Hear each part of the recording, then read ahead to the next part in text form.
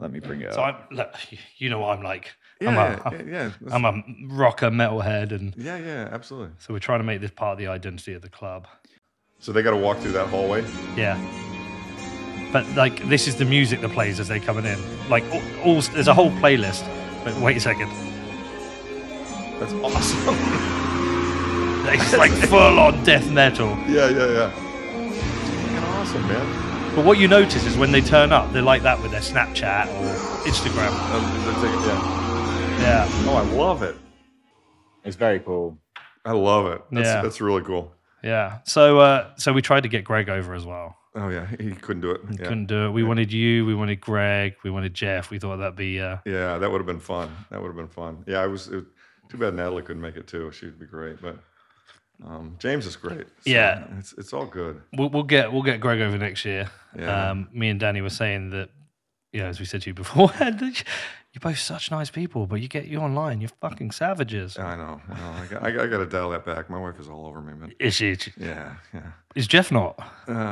Jeff's not. Jeff's a nice guy. Jeff had a word with me about it. He was like, Pete, you need to just let this go, man.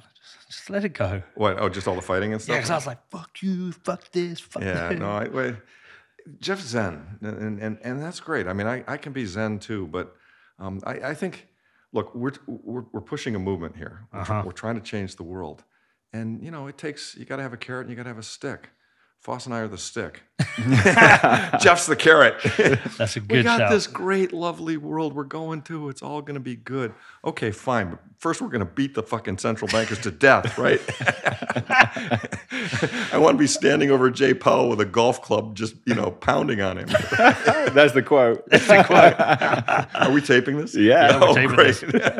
Uh-oh. I'm going to jail. Are you listening, pal? You listening? Well, listen. So you was chatting on the way over, and do you prefer Larry? Yeah, go with Larry. You're my friend. And good, Lawrence good. is fine too. But Well, so Larry was telling me, because he's just been to this gold conference. He's come straight from a gold conference to a Bitcoin mini which conference. I know is sacrilege for you guys. But. Well, no, actually, it's not exactly. I've got some questions about gold because I'm thinking of buying some at the moment. Whoa. Yeah, There I'll you tell go. you the reason why. We made a show this week with Luke Woman. He's great, isn't he? Brilliant. I have so much respect for him. He's so good. Yeah. But he very casually just dropped in that, at some point soon, we're probably going to see high double-digit, maybe triple-digit inflation in Europe and the US. And I was like, huh? Yeah. I was like, no, that's what happens in Lebanon and Turkey and Argentina. He's like, no, it has to happen. Yeah, he's right. Yeah. I agree. Yeah, well, the way he explained it, he said, well, we can do 10 to 20 for 10 years, or we can do 100 for 3 years and just shock, and get through it. And I was like, huh? Yeah. What? And so we did an interview with a guy a while back, and he said, diversify your portfolio. I'm way overcooked on Bitcoin, but I've got cash reserves. Sure.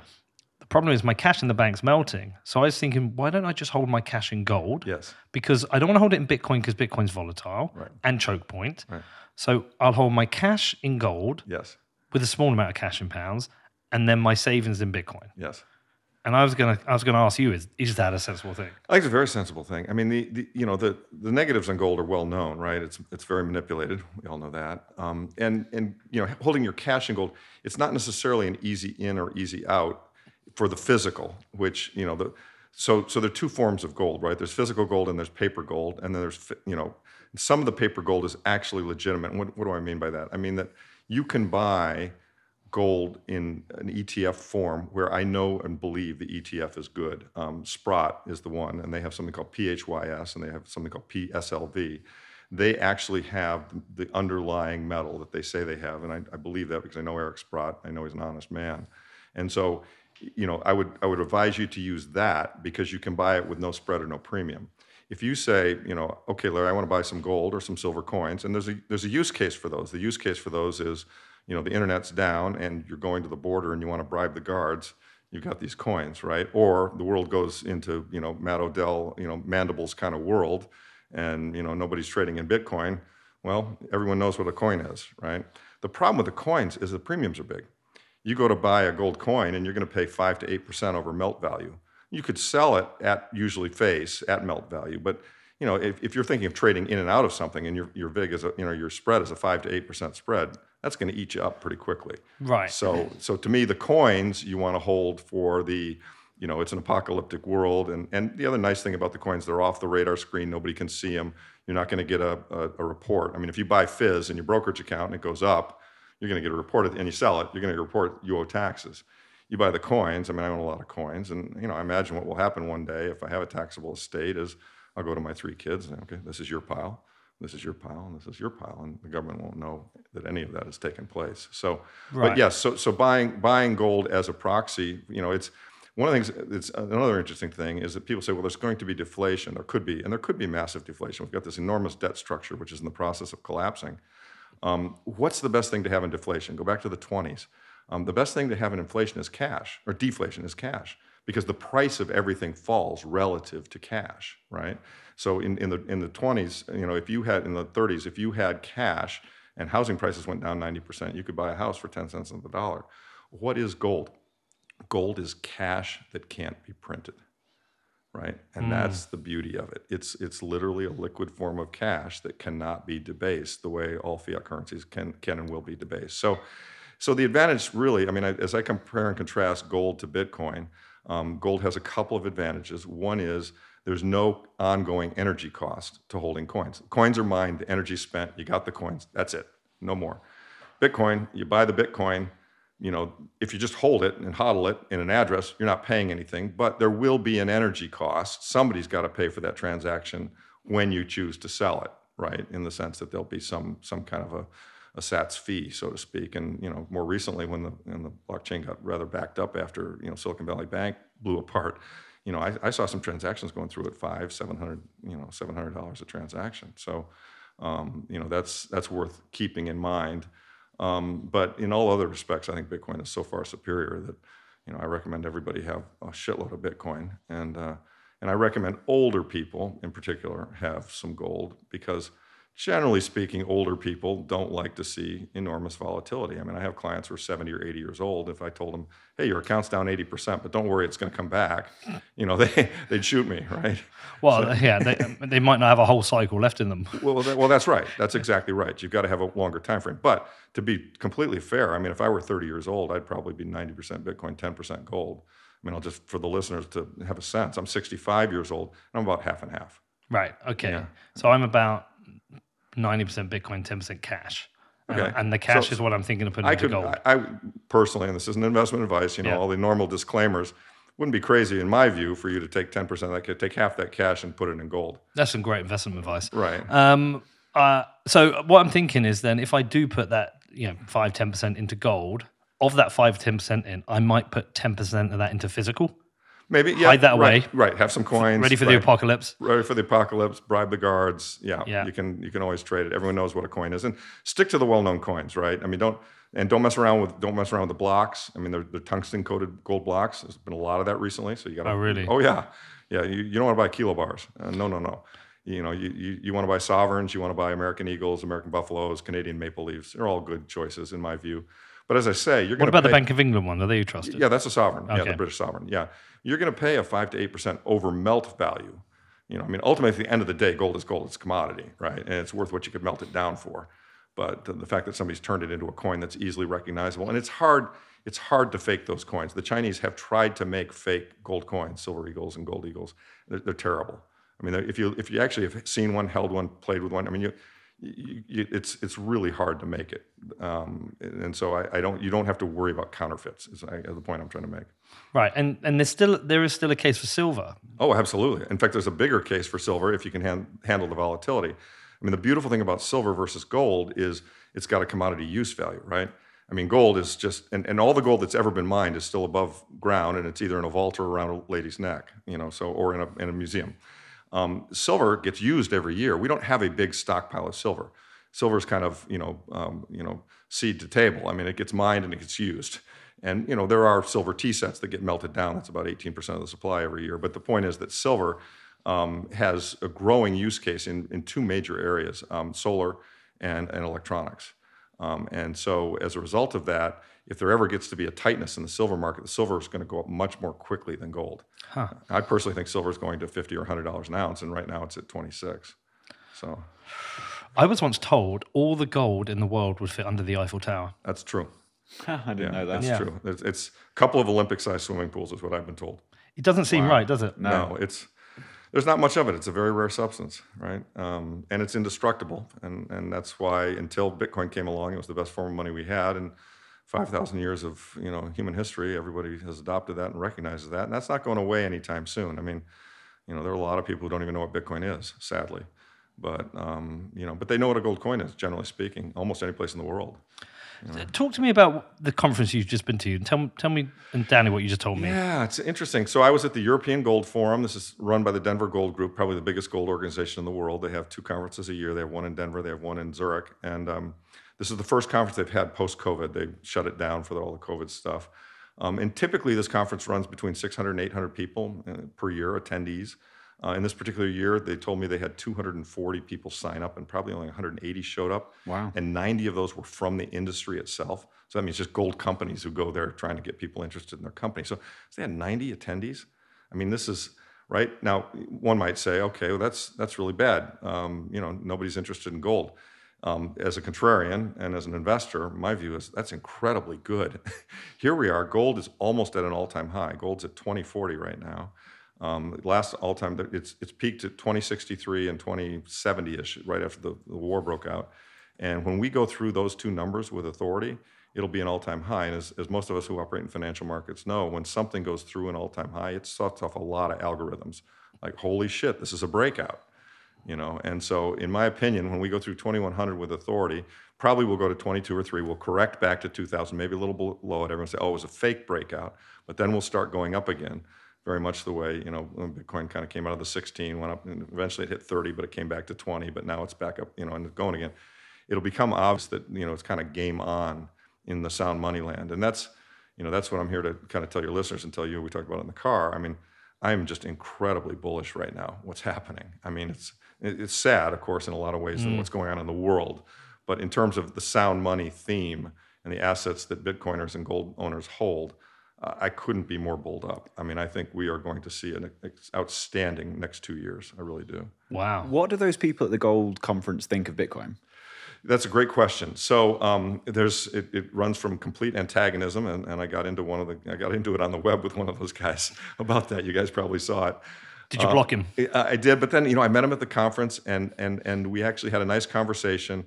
And we kind of had misunderstood each other, and I decided, forgive and forget. And I'm a Christian and all that, and I kind of felt bad that I had blocked him. He was so obnoxious, and he really he disrespected somebody who I have enormous respect for, Bitcoin Ollie. Okay. Yeah. And she's just such a sweetheart. And I thought, God damn it, Peter, I'm done with you. And so I blocked him, and we got into it.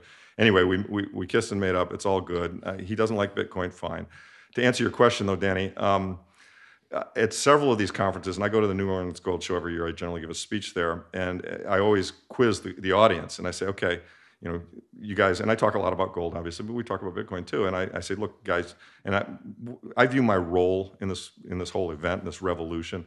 I'm the guy who's trying to lead the gold bugs into Bitcoin. I mean, I think Bitcoin is a superior choice. And rather than get mad at the gold bugs or call them the enemy or do some of the things that other people in the industry have done, my view is no, they're your easiest convert. They get the thesis. They just don't understand. They're afraid of Bitcoin. A lot of times it's because of the FTXs and the Bankman-Frieds, and they think it's all fraudulent shit, right?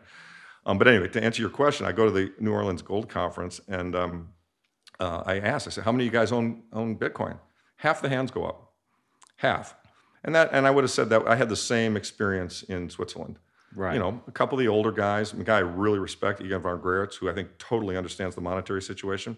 He's against Bitcoin, but we're friends. It's all good. But I'd say in general, and it tends to correlate fairly much with age. I mean, the younger people tend to get it better. I wonder if there is a correlation also with your position within the gold world, in that if you're like a very well-known, highly respected gold bug, is there reputational risk of starting to diversify to what is it's complementary, but also competitive? I get it. There can only be one, Yeah. and it is complementary, and they are competitive, and it's, look, gold's number one, and so Bitcoin wants to overthrow number one. I get all of that. So, to me, that's people who are looking at investing as a religion, and to a degree it is. I mean, look, Bitcoin's a lot more than number go up and making money. To me, it actually is a religion, but I think as you look at it as an investor, as a probability-weighted investor, you have to entertain both. And you have to admit that Bitcoin has crushed gold. And you have to see that gold is, the Bitcoin is becoming digital gold. It's not fully there yet, and it's going to take time. But yes, you're right. I mean, we were talking. I was talking to somebody last night. Does Peter Schiff really believe his bullshit? I don't know that he does. I mean, I think his whole shtick might be just a marketing stick, to get clicks and everything else. I mean, hell, his son is a Bitcoiner, right? I mean, he's got to be smarter than that. But perhaps not. I mean. I think I don't think he's doing it because of his position and he can't disrespect gold. I think he actually sincerely hasn't taken the time to deeply understand how it works. And I think if you haven't done the work and you haven't taken the time, I mean, and you look around, I mean, remember, there's been a lot of crypto bullshit. I mean, a lot of crypto bullshit. We all know that. And, if you don't do the work and you just look at that and you go, oh, fuck this shit, I'm not going to, why should I be messing around with this fraudulent crap? Well, most of us are dismissive first time. I dismissed it first time. I did too. You did. We all do. Yeah. And sometimes it's 2, 3, 4. It takes those multiple touch points. And even after I hadn't dismissed it, I started in 2013, I kept thinking to myself, this thing's going to blow up. I mean, it's a computer. How can a computer possibly deliver immutable sound money? Yeah. But then, you meet Odell and you hear people explain it and you get to the hashing and you realize, and you get 14 years, you go through the block wars, you have all the forks and all the other ones die off. And, eventually the signal just kind of comes through like, holy shit, this really is immutable digital security. It's going to, scarcity. It's going to live forever. And, there are 21 million of these suckers and there's 8 billion people. These things are going to $10 million a coin. I mean, fingers crossed. Not fingers crossed. It's just happening. It's math, man. Well, yeah. Now the problem is, what will $10 million buy you? I mean, it might be $1,000 gasoline at that point, right? So, but no, it's going to happen. I just don't have any doubt about it. Yeah, I think it takes a few touch points. I also think, look, a lot of people don't get gold. I mean, well, that's right. I'd never bought gold before Bitcoin, so I'd gone my whole life all the way up until 2013 before I'd bought digital gold. Right. Well, most people just don't get the monetary system, and particularly Americans, because America has, generally speaking, had a stable monetary system. I mean, one of the things I find fascinating, I interact with these people a lot. I have some of them as investors. I met with a couple yesterday. I met with a guy from Lebanon yesterday who's an investor in my fund, and Lebanon's experiencing 70 or 80% inflation, annualized inflation. Turkey, same story. I mean, he'd been in Turkey. Argentina, same story. I mean, there are lots of places in the world that have had really high inflation. They get it. They save in, they save in, ironically, they save in the dollar, but the dollar's more stable than their local currency, or they save in gold, or they save in Bitcoin, because they understand how badly a currency can be abused. The Americans, I mean, the last time we had hyperinflation was, 1789, right, with the Continental. I mean, to a degree we had it in the Civil War, but America's never really experienced hyperinflation. I find it interesting, too, in speaking to the Germans at the Zurich Gold Show, all Americans are just terrified of the next Great Depression, because I know, in my case, I heard from my grandparents about how bad it was, how they were eating biscuits and, they had no money and things were horrific. And that's the great American fear is deflation. You're in Germany, you're in Zurich, and you're meeting with Germans who are gold investors. The opposite. The exact opposite. All their grandparents experienced hyperinflation. And they're just terrified of inflation because of what it did to their country, and then drove them into being led by a madman and all the other stuff. So, it's very interesting the way these fears get passed down through generations. And, frankly, we've enjoyed this really sweet period post-World War II where monetary conditions were relatively stable and the U.S. behaved somewhat acceptably back in those days, right after World War II. I mean, it never has behaved totally acceptably. In fact, it was interesting. I was talking with Egon, and he said, well, human beings are involved. Everything will always go to shit eventually. And that's kind of cynical. I said, he said, yeah, there are no good human beings. And I said, well, Egon, the guys who were the founding fathers of this country, they were really great human beings. I mean, the documents they wrote were just brilliant. They moved the world and society forward, blah, blah, blah. And he says, yes, Larry, but remember, they also committed genocide. They wiped out the entire American native population. And it's like, you got a point. Yeah. I mean, there's nobody free of. And they had slaves. Yeah, and they had slaves, and right. I mean, the history of human, progress is full of good guys and bad guys, and some people who are mixed. And we keep going in the right direction, I hope. But there are bad guys out there, right? Well, it all smacks of needing to educate more about money, what it is, what Well, gives it that's right. value, how it operates. That's right. Because it bypasses everyone. Exactly. I've said relentlessly on this podcast the amount of times I go on Facebook and try and tell people about what's wrong, what's going on in the financial system, what's happening with the banks, and it just bypasses people. I think people have been privileged to live through a fairly stable Yes. 20, 30, 40 years, fairly. Fairly. Yeah. Correct. And now it might come and hit them like a train wreck. I think that's absolutely right. And that's where, again, I think, Safe's book has changed the world. Because, I've been carrying this flag for 20 years. I've been a gold bug forever. And I've been a sound money guy all in since 2008. I mean, 2008 was, the global financial crisis radicalized me for sound money. I mean, I became a jihadist, right? A sound money jihadist. And basically, but I was fighting it alone, right? And then, and now I've got, so Safe comes out, he writes his book, all 20 and 30-year-olds read it.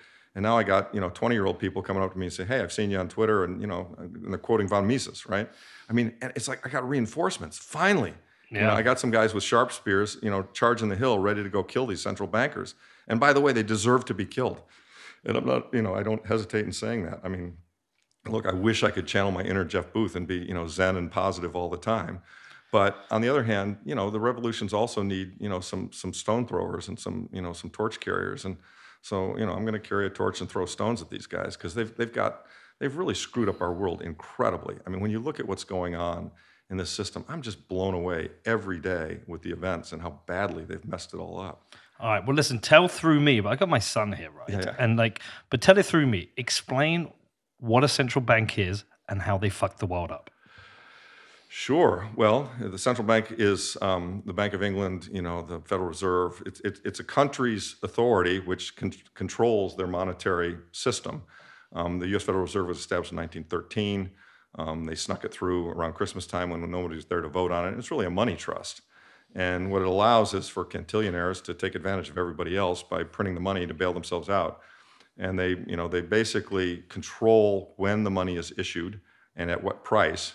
And they basically act as, they determined, based on bank runs. I mean, in the 1800s, the U.S. experienced the largest growth in productivity and living standards ever measured in the history of mankind.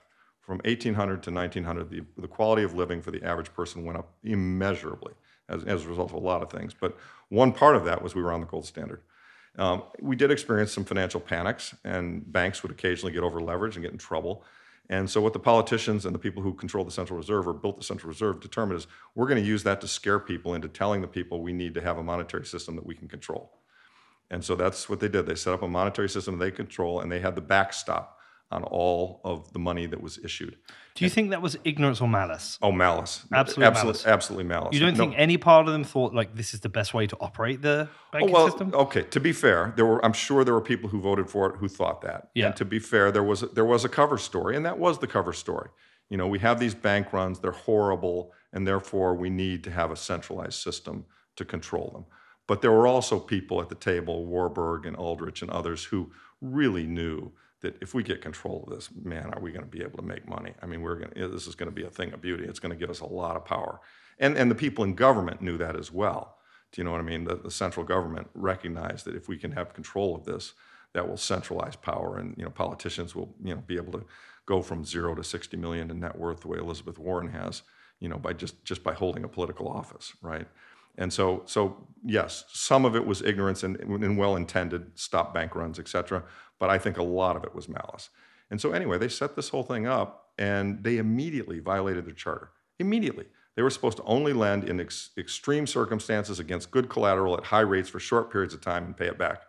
That's not what happened. World War I broke out. We needed a lot of money. They printed it. And so that was just the beginning, and then, you think that was bad. Then they went up and they had a depression in 1920. They printed some more, and then they really printed in the 20s and created the largest bubble ever known in the history of mankind, which burst in 29 and created enormous pain for millions of people, including my grandparents, who I heard about it from, in the form of the Great Depression as a result of, as we know, Austrian economics and bubbles that burst. So, the notion that a central bank should be in control of the money supply, I mean, it goes back to, the Rothschild fellow who stated, give me control of the money and I care not who makes the laws, right? I mean, it really is that. And so the people who are at the money spigot and can control it, And I mean, if you know when things are going to be inflationary and you know when things are going to be deflationary, you can become filthy rich because you basically are controlling the market and you can front run the market. And that's what's happened. I mean, it's amazing to me how much these fiat quintillionaires have benefited. I mean, I've got people I went to Harvard Business School with who, basically were at the bottom of my class, not particularly bright guys, but got into the right place at the right time. And they're worth hundreds of millions of dollars today. And it's because they were in a system where their particular business really, benefited, mostly private equity, their particular business really benefited from free money. They were able to borrow at extremely low rates, lend it out at extremely high rates, or invest it at high rates of return. So the cost of capital was low, the returns were high. I mean, look, you give me money at 0% and you show me opportunities where I can make 6, 8, 10% and I can lever it up, I'm going to get rich too. It's not that hard. I mean, you can do it, but especially if you know that when it goes tits up on you, when the trade goes bad on you, they're going to come bail you out, right? I mean, look at Ken Griffin, right? He runs Citadel, okay? He should have been bankrupt. He should have been bankrupt. He should have been bankrupt, but I've been told by a good source, could be wrong, but it's a good source. As you know, Ben Bernanke's on his board of advisors. Ben Bernanke is paid $20 million a year by Citadel. That's what I've been told. I don't know if it's true. It's a rumor. But it would make sense because when the things flipped in March of 2020, he was this GameStop?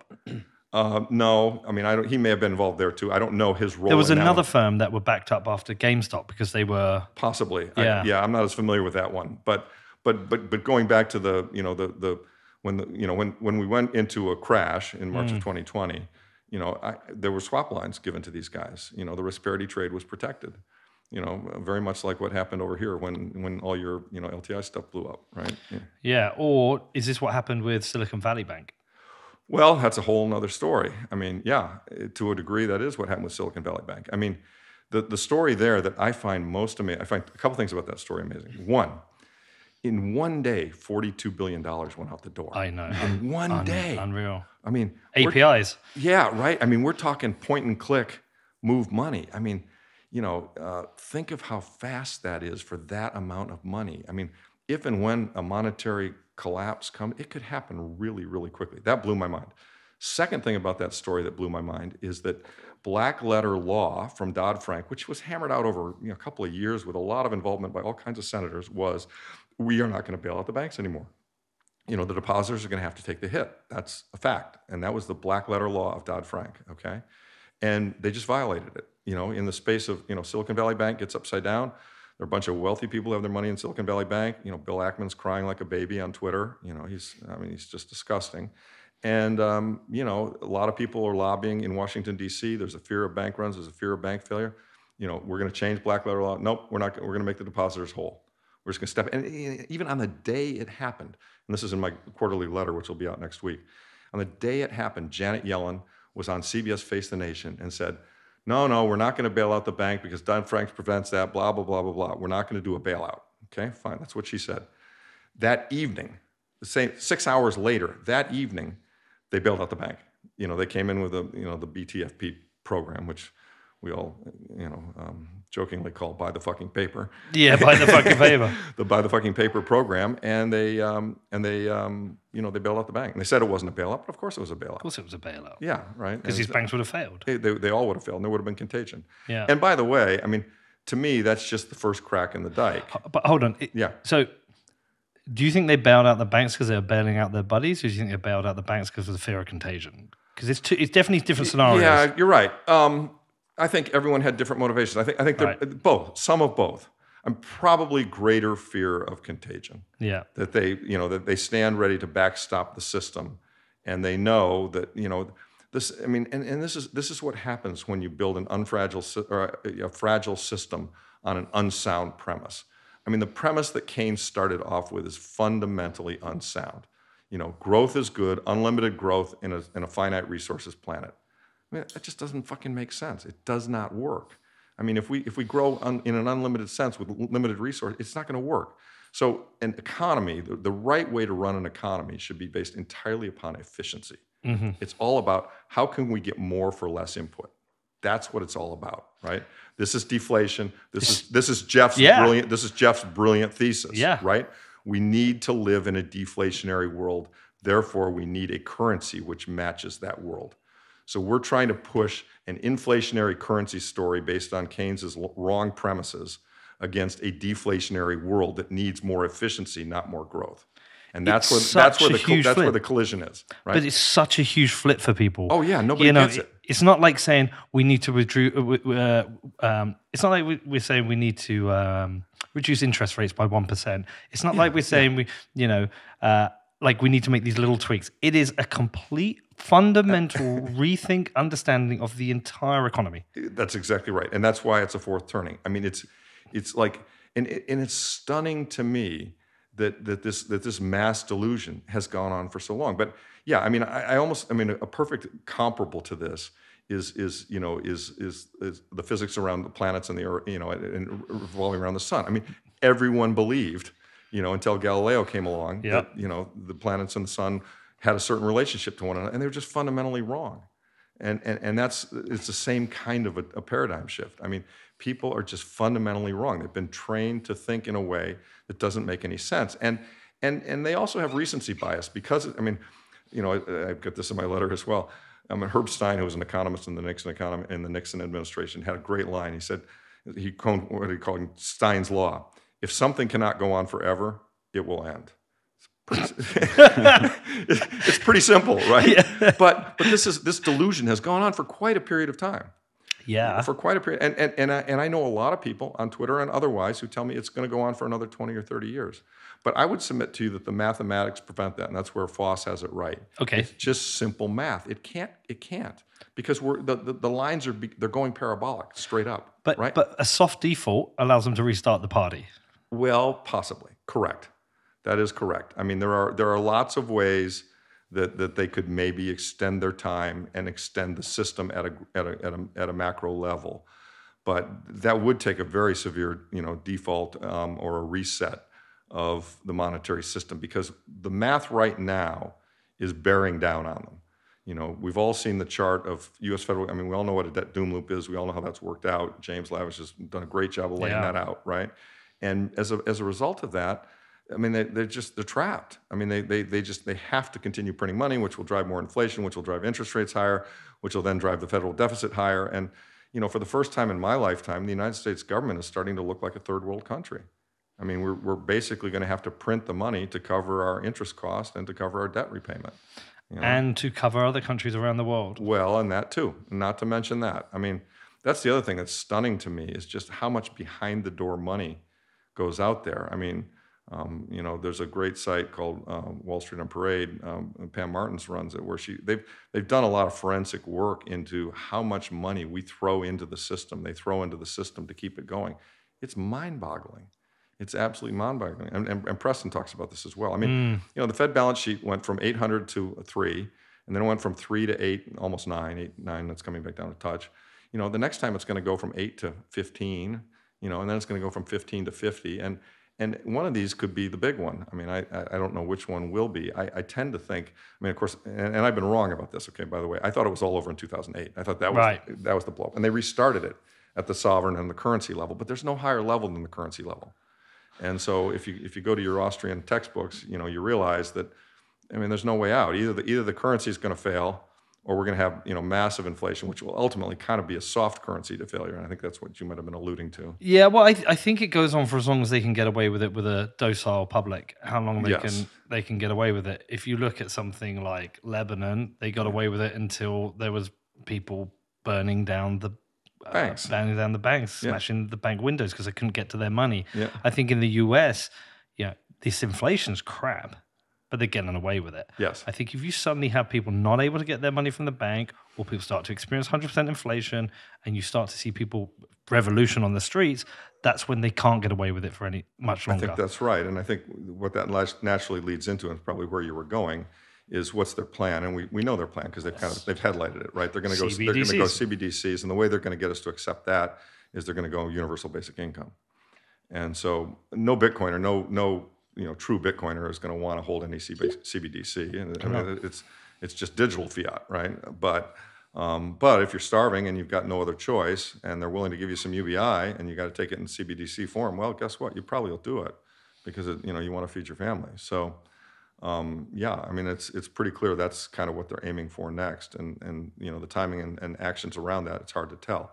The other threat that I see that concerns me greatly, and we haven't seen this narrative a lot, I've seen a little of it, is that eventually it's probably going to develop a narrative around the lines of, you gold and Bitcoin people are messing up our legitimate currency system. Of course. And you're evil. And therefore, just as in World War II, you needed to buy government bonds to support the war effort. Boy, if you're playing in gold and playing in Bitcoin, you're being anti-American. In fact, you're being so anti-American that we're going to tax the living shit out of you, right? Or we're going to do choke point, and guess what? You're not going to have any way to get your money into and out of that shit. And so, we're seeing all this, right? I mean, we're going to have the New York Times write completely, fictional articles, about the impact of the mining operations. And so, we can see where they're going with this, right? And it's not good. Having said all of that, we huddle on, and they can say they're going to tax me, but one, they don't know what I have, and two, with 12 words, I can live somewhere else. Yeah, and but I am starting to. I think a lot more now about how do you fight back against this, and for me, it's just about education and communication. Well, that's right. And I'm walking a fine line between education and sounding like a conspiracy theorist. I've talked about this. It's always on my mind. If you try and explain this to them, you say, yeah, look. The government needs to wipe away the debt because there's going to be massive inflation, but they want you to stay docile, so they're going to offer you universal basic income, but they're going to do this through a central bank digital currency, which they can use for mass surveillance and stop you from spending. Like, you sound like a nutter. Well, yeah. I mean, you're coming from normie land. Yeah. Okay. I mean, you're coming from Paul Krugman. I mean, Paul Krugman, had tweeted this morning something about how, monetary conspiracy theories. I mean, yeah. Look, we all sound like nutters, but the fact of the matter is we're right. Yeah. So, I mean, these conspiracy theories have become conspiracy facts. And let's talk about a development that I think is extremely interesting. I'm very excited about it. I haven't done all the work, so I can't, endorse him fully. But I don't know if anyone's paid attention to the fact that Robert Kennedy Jr. Have you followed what he's been saying recently? Yeah, I have. I mean, one, he's going to run for president. I've not followed any of this. Well, you'll find this interesting. I'll just give you the highlights. He's come out and said basically the CIA killed his uncle. Okay. So he's called bullshit on the Warren Commission story on the JFK assassination. He's hinted that he thinks they were involved in killing his father as well, and they were, from what I've read. He's come out and he said that the quintillionaires have basically printed all this money and made themselves rich, and they're trying to block the exits. Basically, Bitcoin being the best exit with Operation Choke Point. Okay, and then. There was one other point he had made. I'm trying to recall what it was, but those were the major ones that he. Is he already in Congress? No. So he's a private individual who lives in Los Angeles, but he is next week actually. He's going to declare his bid for the presidency as a Democratic candidate. So he's going to. He is viable. Oh yeah, I mean this guy gets it. Okay. Oh, the other one that he's been very strong. He thinks COVID was bullshit, and he thinks the vaccine mandates were bullshit. So here we have a real brave, freedom-fighting, guy who kind of gets our point of view, who has a real national name and platform and some money. I mean, this is like, whoa. But he's also saying things that will bring Republicans across. He's appealing to Republicans. Very much. I used to be a Republican. I'm a nothing now because I hate all these parties. But the point is, this is a message that would attract all disaffected, quote unquote conspiracy theory types, because you found him. Yeah, I found him. And Bitcoin. You've seen him mention Bitcoin. This is like a complete other rabbit hole, but I'm just too curious. So, what's the theory about why the CIA killed his? Is it uncle and father? Yeah, JFK. Yeah. Oh, so because I know the story, but I don't know it very detailed. This is accepted fact to those of us who have a brain and can do the analysis. I encourage you to read a book by Douglas called JFK and the Unthinkable. Okay. It's probably the best introduction to the murder of JFK. The theory, in brief, the theory is that because JFK was trying to end the Vietnam War, because he had said he wanted to break the CIA into 1,000 pieces for setting him up with the Bay of Pigs, because he was having an affair with a Russian agent, because he had back-channeled to Khrushchev during the Cuban Missile Crisis, and the CIA didn't like that, the CIA and Johnson came to the conclusion that he was a threat to U.S. national security, and they murdered him using a combination of perhaps the mob, individual contractors and CIA agents. and that Oswald truly was a patsy. He was a CIA guy and was set up in the whole thing. So, and to me, this is indisputable. I mean, I'm an analyst. I read things. This is indisputable fact that our government murdered our president, and that was the beginning of the downfall of the United States in post-World War II. And his father as well. Yeah, and his father as well. That one's a little more complicated. Was he the one who died in the plane crash? No. Sirhan shot him at a hotel in Los Angeles. But that one's a little more controversial because Sirhan was brainwashed into doing it. And I actually don't think he delivered the kill shot. I think the girl in the polka dot dress delivered the kill shot. Is this the guy that can't remember doing it? Yeah. Sirhan. Have you heard that story? Yeah. No. And get this, Robert J. Kennedy Jr., Sirhan came up for parole, okay? And Robert J. Kennedy Jr. supported it, said we should let this guy out. Wow. Right? And Gavin Newsom said, no, we're throwing him back in jail. Saw an interview with Gavin Newsom the other day. I do not trust that guy. Oh, he's a bad guy. Yeah. He's a very bad guy. Yeah. But, what would you expect, right? I mean, there are lots of bad guys out there. do you think he beats Gavin Newsom? Oh, well, I'm not, in the primary, I don't know. I don't honestly know. I mean, there's one of the wags on Twitter said, I hope he stays away from Dealey Plaza, right? I mean, this is an incredibly brave move on the part of this guy. It really is. Because he'll have a big target on his back. Oh, fuck, yeah. Yeah, this is an incredibly brave move. There's a lot of tragedy that has befallen that family. Oh, yeah, absolutely. Yeah, absolutely. And look, they're not clean as the driven snow. I mean, the father was a bootlegger and stock manipulator and, a lot of other things. I mean, yeah. Have you found anything about him and Bitcoin? Yeah, he posted this. I'll put it up here. Let me make it a bit bigger. So this is on his Twitter. Yeah. If you zoom in, okay.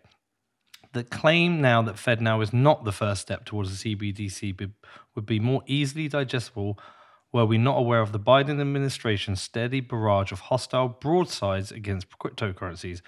I love this. Read this next one. Between 2008 and 2022, the Fed partnered with a handful of big banks to print $10 trillion, 10 centuries of wealth in 15 years, a bonanza for the bankers. Banksters. Oh, for the banksters, yeah. Cryptocurrencies like Bitcoin give the public an escape route from the splatter zone when this bubble invariably bursts.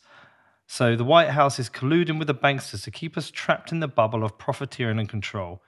In his Feb 8 post on the Pirate Wires, Nick Carter, fucking tag Nick Carter, go on Nick, describes how the White House has organized banksters to participate in sophisticated, widespread crackdown to destroy the crypto industry. Carter describes 15 instances where the Biden administration weaponized the FDIC, OCC, and DOJ to force crypto-friendly banks to close their doors to crypto firms since December 3rd. The recent crackdown on crypto blocks exit ramps removes alternative rails and strengthens the government's control over both the financial and political systems. We should be wary since CBDCs are the ultimate mechanism for social surveillance and control. As Balaji's Srivanathan says, the distinction between the FedNow and the CBDC is important from a technical standpoint, but not from a civil liberties standpoint. Balaji compares FedNow to a virus that evolved to evade recognition by changing its sequence without relying on changing its functions. Fuck me. Right? That's a presidential candidate. Is this guy one of us or what? Holy, they're going to fucking kill him. They're going to kill him. Well, right. But here's my point. I want to do a little more work on it. I'm not, I've been so disappointed by so many politicians. I'm not 100% ready to say it, but I think there's a chance I'm going to really, and all Bitcoiners should really get behind this guy. We should try and interview this guy. We should definitely try and interview him. I think my guess is he'd take it. Yeah. My guess is he would definitely take it. Where is he? Los California. Angeles. Yeah, no doubt. We should reach out. Yes, you should reach out to him. Who would know Absolutely. him? Who would know him?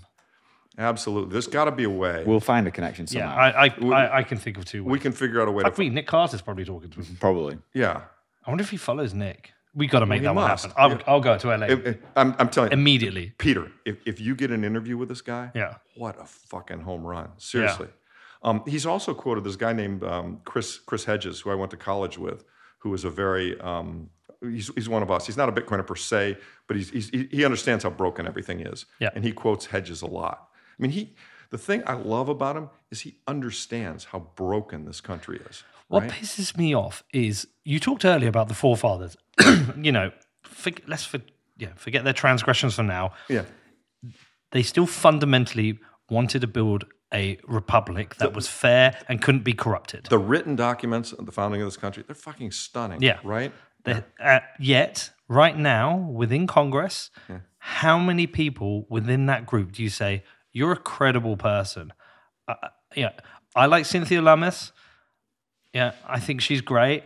And there's a few others I like. But how many of them do you think actually right now say, hold on, what we're doing is wrong here. This is terrible. We're elected by the people for the people. Yeah. But how many of them actually give a shit? Like he clearly does. Very few. Yeah. Very few. And that's terrifying. Absolutely. But it's show me the incentives, I'll show you the outcome, right? I mean, sorry, did you find anything with him talking about presidential or anyone writing about him making a presidential bid? I mean, he's wearing a T-shirt. Go to Wikipedia. Google him in Wikipedia. I think this is probably enough. What's that? Kennedy for president.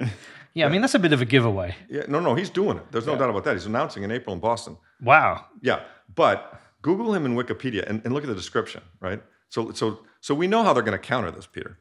Okay? I mean, I think the first line is, he's a well-known conspiracy theorist. Yeah, of course. Right? Wait, I'm on his... Right. Robert Francis Kennedy Jr. is an American environmental lawyer and author known for promoting anti-vaccine propaganda and conspiracy theories. Right. When did they change that? I don't know. I'm not sure where you see that, actually. Sorry? I don't know where... Yeah, I think there's a history. Is it towards the bottom? You can see a history of a page. Yeah, I'm not sure. Yeah, I mean, you can definitely find it. They're going to paint him as being a whack job. Right? Yeah. I mean, that's, or as you would say, a nutter. Yeah, but they're going to struggle to get away with it because of... the name and who he is. Well, that, but also everything that's come out regarding vaccines and the lockdown. The thing. I mean, is it a conspiracy if you're right? I mean, it's the CIA coined that term conspiracy theory as a way of trying to degrade anybody who didn't believe in the narrative on JFK. Wow, that's fascinating, isn't it? I mean, we don't have anyone like that here in the UK at all. Yeah, we have a very weak political class at the moment. At least within the US, whether I agree with them or not, there's a strong political class. When I saw this, I saw Bitcoin. I thought, boy, there's real hope. I saw this. I thought, because I had a sense that if we all kind of said this message, I mean, look, he was quoting Nick Carter, right? Yeah, I know. I mean, I had a sense if we spread this message and spread it wide and kept trying to spread it, that eventually the politicians, somebody would hear it. And I saw this and I was like, holy shit. Here's a name brand guy who's listening, right? Right? This is fucking Kennedy, yeah. I mean, it's just like trying to comprehend it. It's like you always need a hero in these situations. Well, that's right. Yeah. I mean, he's our Batman. It's going to take leadership, right? It's going to take leadership. Now, he's got to stay out of Dealey Plaza, right? They're going to go after him hard. Oh yeah. Just like they went after Ron Paul. I mean, Ron Paul was a lighter version of this, but he had it right. Yeah. And I'll never forget Ron, and Rudy Giuliani up on stage, just totally trying to hammer Ron Paul in a debate. I mean, he treated him so poorly. It was unbelievable how disrespectful they were. And yet Ron was right. So how do you think this is all going to play out? And I'll add a question to that so you can have the context for it. Most people listening are going to be like, okay, I get it. What the fuck do I do? Like, what the fuck do I do? That's most people are thinking, what the fuck do I do? Like, how are you preparing?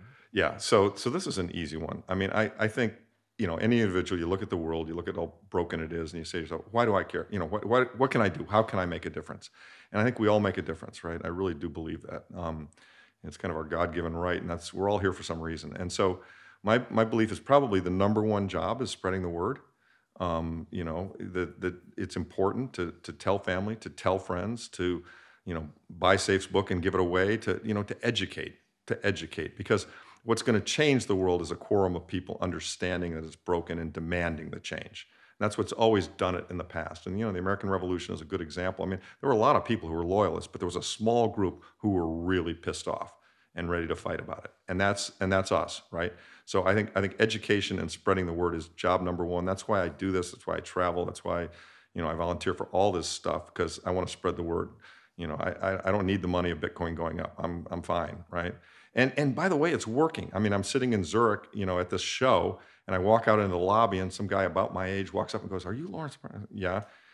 Who are you? And he says, "I've seen you on Twitter. Oh my God, man, it's so nice to meet you." I'm like, well, okay, yeah, give me your background. He says, I'm a captain for United Airlines. I flew the 767 from Chicago last night, right? I'm just on a layover.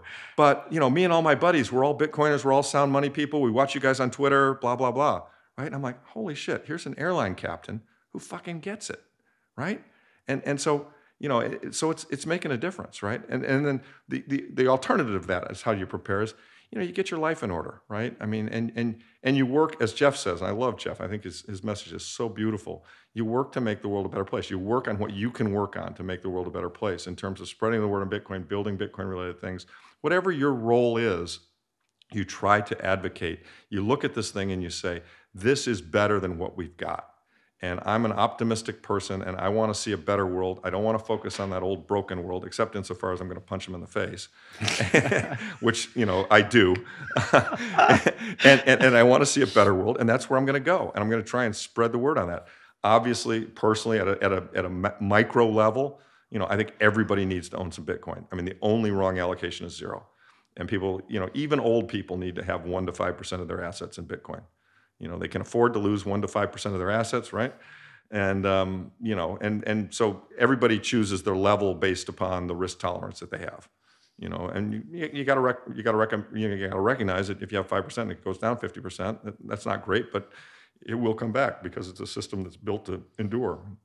So obviously, I advocate for gold too, but it's and I advocate for kind of preparedness because I think we will be going through some societal tumult. I mean, if you read the history of general fourth turnings, I mean, some bad shit could happen, right? There's a guy who's just written a book that's just come out that I think he says that we're in a fourth turning. I saw that on Twitter this morning. Yeah. So Neil Howe and Strauss wrote it. Strauss passed away. Howe is still around. He's a consultant. He's writing a follow-up to the book. Oh, and cool. It's supposed to come out this summer. Yeah, I think the new title is this is the fourth turning. Yeah. And I'm hoping he has some predictions about kind of where it goes. I mean, the difficult part of fourth turnings is they're very unpredictable. You just don't know, is China going to attack Taiwan? Are we going to get into a shooting war? There's so many, kind of gotchas and black swans. We don't know how it's going to unfold. But I think the issue of this fourth turning is Keynesianism and sound money. Yeah. At its base, at its core level. I mean, I find it amazing to me that people in Washington fight over, pronouns and vaccines and all the other crazy shit they fight over, and they're just missing the very obvious problem, which is the money problem. Yeah, but isn't it because we broke the money? It's a distraction from that problem, which they're the beneficiaries. That's correct. That's correct. I mean, to address that problem would address their, they benefit from the problem. Yeah, look over here. Right. Yeah, exactly. Look at these guys. Let's come over here and why don't you and he fight? And I'm going to steal your fucking money from you. Meanwhile, I'm going to steal your fucking money. And I mean, the one that really blows my mind recently, it's really got to be in my bonnet because she's my senator from Massachusetts, is Warren. I mean, Elizabeth Warren has a $60 million net worth. How the fuck did that happen? Really? And also, historically, she was great. The way she grilled Mnuchin was brilliant. The way she actually was anti-bank for a while. Yeah. And now she's one of them. Yeah, she's flipped. Yeah, and I don't get it. I don't either. I don't get it. It's like, I liked her. I used to like her. Yeah, I agree. I mean, there are some liberals that actually have part of the piece right. I mean, you look at a guy like Bernie Sanders, who's a socialist and arguably a communist, but he does understand how broken it is. Yeah. You know what I mean? And actually, he's a guy who I think is less bought than some of the others. But to me, there's common. In fact, I was talking to a guy last night at your event.